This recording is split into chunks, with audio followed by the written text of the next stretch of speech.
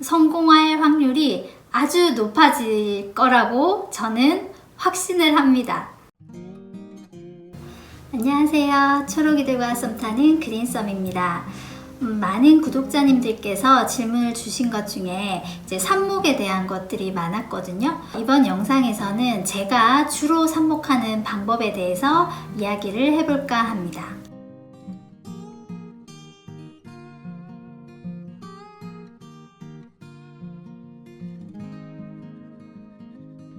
삽목을 다른 말로 하면 꺾꽂이, 영양번식이라고도 합니다. 식물의 가지나 잎줄기로 부모와 똑같은 형질의 새로운 생명을 만드는 것이죠. 간혹 씨로 번식하게 되면 부모와 전혀 다른 모습이 나오기도 합니다. 제라늄의 경우도 빨간 꽃이었는데 씨앗을 심으니까 분홍 꽃이 나온다. 뭐 이런 게 있는데요. 삽목은 부모 형질 그대로를 번식할 수 있는 방법이에요. 하지만 이때의 경우도 종류에 따라서 이 개량이 많이 된 종은 간혹 원종의 모습이 나오기도 합니다. 물꽂이가 잘 되는 애들도 있고 흙에 막 꽂아도 그냥 성공 다 하는 애들도 있어요. 그런데 이도 저도 안 되는 애들도 있거든요. 요럴 때는 저는 이 방법을 씁니다. 뿌리 내리는 기간도 어떤 식물은 일주일 만에 나오기도 하고요. 또 어떤 식물은 몇 개월이 걸리기도 합니다. 식물 종류에 따라서 그리고 계절에 따라서도 달라요. 제가 예전부터 영상에서 이런 이야기들을 참 많이 했는데 삽수 조건에 대해서 한번 정리를 해야 되겠다는 필요성을 느꼈어요. 건강한 삽수가 뿌리도 잘 내리고 성공률이 높아요. 나무를 이렇게 봤을 때 오래 묵은 가지나 목질화가 되어 있어서 막 딱딱한 그런 가지들은 뿌리 내리는데 오래 걸리고 성공률도 좀 낮아요. 그해 새로 난 가지들이 잘 돼요. 만약에 꽃대가 있다면 꽃대를 제거해 주시면 얘가 온전히 뿌리를 내리는데 힘을 쓰게 되겠죠. 길이는 보통 10cm 전후로 하는데요. 너무 길어도 잘 안 됩니다.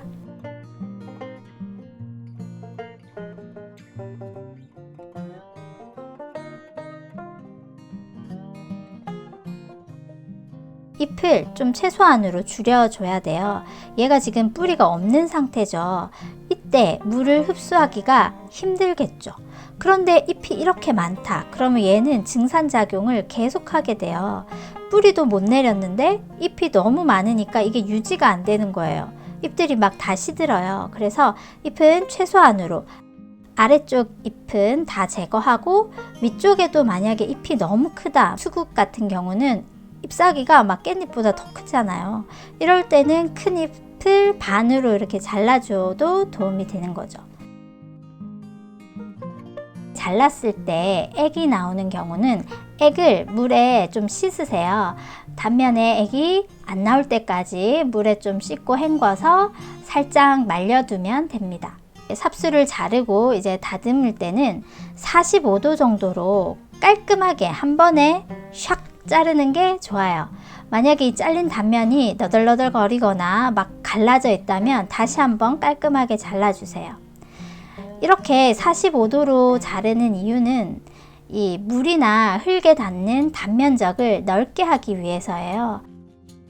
그리고 이 자르는 부위는 마디 가까이에서 절단하는 게 유리해요. 마디에 보통 성장점들이 있기 때문에 뿌리도 이 근처에서 나오는 거죠. 제일 쉽게 할 수 있는 방법이 바로 물꽂이죠. 가지를 잘라서 그냥 물에 꽂는 거예요. 그 잘린 단면이 물에 잠길 수 있도록 이렇게 물에 꽂는 건데요. 그게 제일 간편하고 쉬운 방법이에요. 뿌리가 좀 더 잘 나려면 이 뿌리가 있는 쪽 어둡게 해주는 것이 좋아요. 원래 뿌리가 있는 환경대로. 그래서 이렇게 저는 유리병이나 플라스틱 컵에다가 이렇게 못 쓰는 양말 있죠. 좀 어두운 색이어야 돼요. 하얀색을 하면 크게 뭐 별 차이가 없더라고요. 이런 좀 어두운 색의 양말을 이렇게 병에다가 씌워가지고 이렇게 쓰는 방법도 있고, 비타땡땡, 그리고 바카스, 이런 음료는 갈색 병으로 돼 있기 때문에 이런 처리를 아예 안 해주셔도 되죠. 걔는 빛이 자연적으로 차단이 되기 때문에 삽목 물꽂이용으로 아주 좋습니다.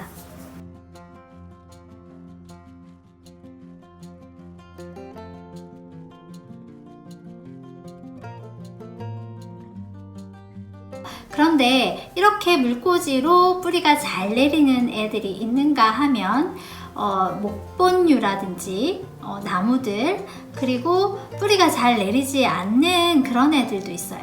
제가 쓰는 이 방법으로 하면 성공할 확률이 아주 높아질 거라고 저는 확신을 합니다. 영양분이 많은 흙은 삽목가지를 무르게 하는 원인이 돼요.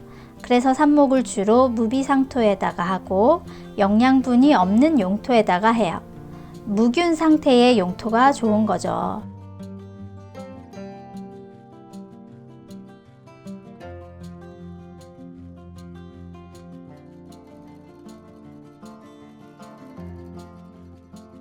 제가 이 번식하고 삽목하는데 제일 많이 쓰는 재료는 바로 녹소토입니다.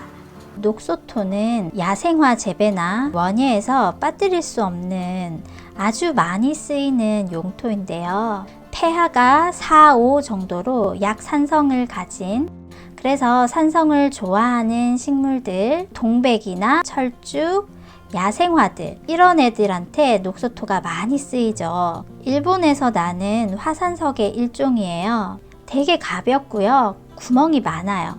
그래서 배수성, 통기성이 우수하고 또 물을 머금는 성질도 좋아요. 흙 속에 산소 공급을 원활하게 해주는 역할을 해요. 비료 성분이 거의 없고 세균이 번식하기 힘들기 때문에 삽목할 때 좋습니다. 그런데 이렇게 만져보시면 약해요. 잘 부서져요. 녹소토는 이 입자 크기나 경도에 따라서 또 구분을 하는데요. 저는 보통 소립을 사서 쓰는 편이에요. 삽목할 때도 쓰고 분갈이 할 때도 얘를 섞어 쓰고 그러는 편이에요. 화분에다가 녹소토를 담고요. 가루가 좀 많이 있기 때문에 흐르는 물에 충분히 헹궈 주시면 이 작은 미세한 그 녹소토 가루들이 좀 많이 씻겨서 내려갑니다. 녹소토는 물이 젖어 있으면 이렇게 좀 색깔이 진해져요. 물에 젖었을 때와 말랐을 때 색깔이 확연히 차이가 있기 때문에 물 줄 때도 좀 더 수월한 편이죠. 배수가 잘 되는 화분에다가 녹소토를 채우고요. 화분 받침에 언제나 물이 자작할 정도로 저는 부어 놓는 편이에요. 물이 바싹 마르지 않도록 관리를 해주시면 좋습니다. 삽수를 꽂을 때에는 이렇게 막대기 같은 것으로 약간 구멍을 벌려 주시고 그 사이로 끼워 주시면 단면도 잘 안 다치고 좀 더 쉽게 꼽을 수 있겠죠. 삽목하고 나서 얘를 어디다 둬야 되나요? 라는 질문도 많이 하셨어요. 삽목하고 나서는 얘를 햇빛이 닿지 않는 곳에 둬야 돼요. 햇빛이 들어오는 창가 바로 앞에 둔다면 시들어 버려요. 왜냐하면 얘 지금 뿌리가 없잖아요. 뿌리도 없는데 공장 돌리라고 요구하면 안 되는 거죠. 증산작용, 광합성 모두 최소화해 줘야 됩니다. 밝은 음지, 하지만 공기가 통하는 곳, 베란다로 보면 베란다 창문 바로 앞이 아닌 베란다 창문에서 좀 떨어진 그늘진 곳, 하지만 밝은 곳. 평균적으로 2, 3주 후부터는 서서히 반음지 정도로까지 옮겨주시면 되겠습니다. 보통 삽목은 봄이나 가을 정도에 많이 하는데요. 온도에 따라서 뿌리가 나고 삽목 성공하는 그 확률이 좀 차이가 나요. 기온이 낮아서 춥다거나 하면 뿌리가 나는데 시간이 너무 오래 걸려요. 반대로 너무 덥다, 기온이 너무 올라가면 뿌리가 나기도 전에 삽수가 물러서 그냥 버려야 되는, 왜냐하면 기온이 올라갈수록 세균 활동이 더 왕성해지고 곰팡이도 잘 쓸고 하기 때문에 5월달, 6월달까지는 괜찮은 것 같아요. 공기가 너무 건조하면 삽수 잎이 다 시들고 마를 수 있어요. 그래서 공중 습도도 너무 건조하지 않도록 관리해 주시면 성공 확률이 높고, 장마철에 삽목이 잘 된다는 말이 있거든요. 온도도 그렇게 높지 않아요. 그리고 습도도 높고 빛도 강하지 않고. 하지만 너무 습하고 온도도 적당히 따뜻해주면 세균도 왕성하게 활동한다는 점을 잊으시면 안 돼요. 삽수를 보시면 새잎이 나는 걸 볼 수 있어요. 근데 새잎이 난다 해서 반드시 뿌리가 다 났다고 생각하면 그건 오산입니다. 잎이 먼저 날 수도 있어요. 그래서 섣불리 뽑아보는 건 금물. 삽수가 자꾸 흔들리고 뺐다 꼽았다 들었다 놨다 하면 실패 확률이 높아져요.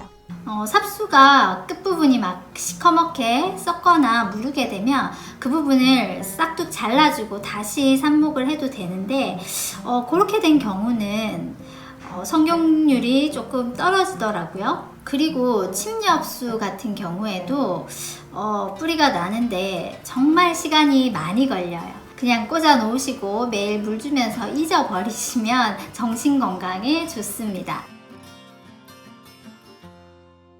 한 2-3주 정도 됐어요. 지금 화분 밑구멍까지 뿌리가 많이 튀어나온 상태죠.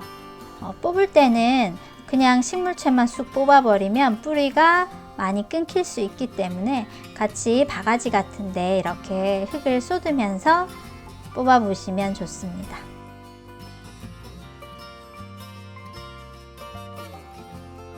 얘네들 다 녹수토에 그냥 북북 꽂아서 뿌리 내려서 새로 화분에 정식해준 애들이에요. 흙에 옮겨 심어주면 갑작스러운 변화를 겪게 되어 흙에서 뿌리가 호흡을 못하고 간혹 죽는 경우가 있어요. 정식을 할 때는 배수성을 특별히 더 좋게 흙을 배합합니다. 상토에다 펄라이트, 녹소토, 마사 등을 섞는데요. 이때 거름이나 비료는 추가하지는 않습니다. 상토에 기본적으로 비료 성분이 조금 있어요. 아직 어린 뿌리들이 비료에 녹을 수가 있습니다. 아직 뿌리가 덜 발달되었고 어린 상태이기 때문에 작은 화분에, 꼭 맞는 화분에 먼저 심어주는 편입니다. 이 화분에서 뿌리가 꽉 차고 많이 돌면 더 큰 화분에 분갈이 해줍니다. 그때는 비료 성분, 거름기를 좀 추가하셔도 좋아요. 이렇게 심고 나서는 물구멍에서 물이 나올 정도로 물을 흠뻑 주고 통풍이 잘 되는 반음지 정도에서 또 요양을 좀 시켜줍니다. 그리고 나서 햇빛을 좋아하는 애들은 서서히 더 많은 빛에 노출시켜주면 되겠습니다. 그 다음 물주기는 그 식물의 특성에 맞게 되게 겉흙이 마른 후에 주는데요. 물을 별로 안 좋아하는 애들은 화분 속끝까지 다 마른 뒤에 주시면 되겠습니다. 좋아하는 식물들 많이 번식시키시고 또 주변에 나눔도 하시라고 저의 방법을 공유해 봤습니다. 건강하시고 행복한 나날들 보내시길 바랍니다. 시청해 주셔서 감사합니다.